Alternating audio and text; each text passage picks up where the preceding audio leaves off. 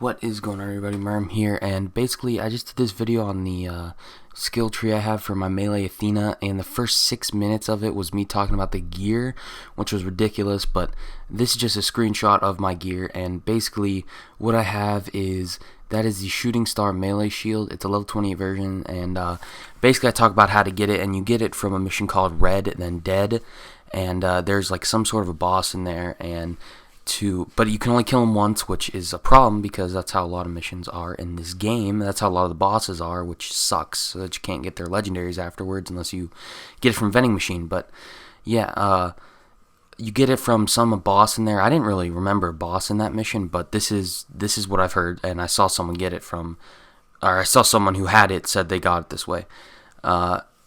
There's some sort of boss, but basically once you kill it, and if it doesn't drop, then you gotta Alt F4 out of the mission, and then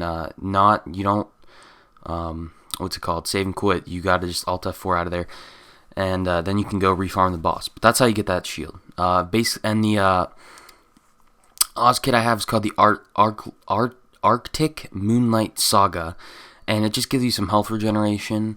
You don't need it though. There's a airborne melee damage class mod, which I find better in most cases. In that, I just use the Arctic Moonlight Saga in cases where the boss never goes in the air, so I can't get that bonus melee damage. So there's that. Also, the class mod I'm using is the Mighty Bloodthirster, I think, or something. It's something like that. But you can see what it gives bonuses to, and it's basically just a melee damage, and I think it's a health regeneration along with that. So that's basically all my gear. I just got it done in 2 minutes instead of 6.5. And then you go on the probe and, of course, a melee stick kind of gun. And I actually show you guys in the video upcoming here the class mod and stuff like that. But yeah, anyway, peace out. Whatever. Let's get to the actual build, because this has been taking super long. So, like I said, obviously you want to get the Aspis, which is your shield. Then I like, when I'm going up first, I like to go down this tree, and then second playthrough I like to start going down this tree. So I start off by getting increasing gun damage, and additionally your melee damage increased for a short duration after shooting an enemy. So this is an awesome thing. I don't see how you wouldn't want that. And with the right class mod, you can get some of these skills increased as well, which I like to get this one right here. Boom, 5 out of 5 in there. And of course you get the 4 points from the class mod. That's an awesome thing. You're going to get that bonus health and melee damage. Next, I like to grab Omega Senshu. It's kind of like Killing Blow, I guess. It's badass. And you're basically, you deal additional damage to an enemy who has less than 50% of their health. So yeah, it's not exactly Killing Blow, but you do a lot of damage. Next, Rend is going to be the most important skill in this entire skill tree, so grab it.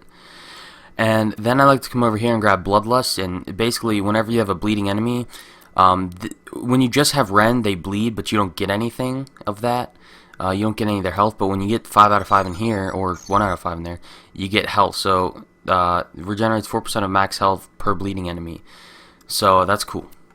And so then I just like to go and grab Xiphos. Or not Xiphos, I'm sorry, Blood Rush. Blood Rush is basically the execute in this game, and you can chain it really well, but the problem is that the cooldown is 10 seconds, so that sometimes it's really hard to chain it, and it's if you miss, sometimes it's real pain in the ass with certain bosses. So, but yeah, I don't like to grab any of these skills right here. I just don't find them that great. This one I did take for a little bit, but I don't know, I just don't find it that great. Alright, next we're going to come down here, and we're going to go ahead and grab 5 out of 5 in Ephidos, and that's just going to increase the movement shield while you have the shield out. Then next I like to grab Vanguard. This is just going to give you some more health regeneration when you have your shield out. I like to grab Prismatic Aegis just because it gets you down to the next set of skills without, you know, getting 5 out of 5 in anything else or whatever. And it's pretty decent. You store damage. You don't store damage, you store elemental damage types, and that's badass. Actually, I use it frequently. So the next thing I like to do is actually come back up here and grab 5 out of 5 and hold the line, and that just lengthens duration. The Aspis can be active before it's automatically thrown. That's pretty awesome. You know, the longer you have it up, that more you're going to get the health regeneration. You're going to be moving faster, stuff like that. So Now, here you can grab Invictus, increase damage dealt by the Aspis when thrown, but I don't really like to grab that. I don't know. I grab it on one of my other builds, but not this one. This one I just don't really grab it on. I prefer to skip all of these skills, by the way. This I don't think it's that great unless you're co-op, and even then it's not that great. I skip all of these skills again, and I grab this corner one. A return fire. When active, the Aspis has a chance to reflect incoming lasers and bullets while still absorbing their energy. Boom, 50% chance to reflect bullets. That's badass. And then finally you're going to grab Wrath of the Goddess. And that's just going to ricochet the shield. You don't need this for the build. I just prefer it because it's a capstone skill. It's actually kind of cool. If you have the pro bout, when you throw the shield, you can get some pretty badass healing out of it. So, and especially like this shield gets extremely powerful after you absorb damage, so you can really kill like lots of enemies by throwing it. And that's where you might want to put that in there or something like that. So of course now we have 3 skill points. I usually put in here just because you get the 3 points from the class mod, but you can pretty much put the rest of these skill points wherever you want.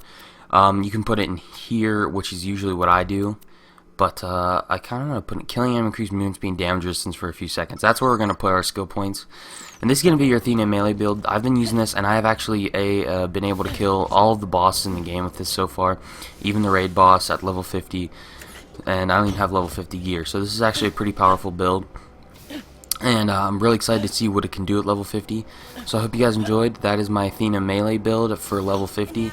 I'm sorry that this was a bit long, but I just wanted to explain all the gear and stuff that I had with it because, yeah, because I wanted to, and it was important to the build. So thank you guys for watching. I'll be uploading another Athena build eventually, but I'm going to try to get some other characters level 50 and get a level 50 shooting star, or hopefully, like I said, there's a thumper shield here. It doesn't, it doesn't even have to be a legendary one, But I really like the Love Thumper from Borderlands 2, and I kind of want to see.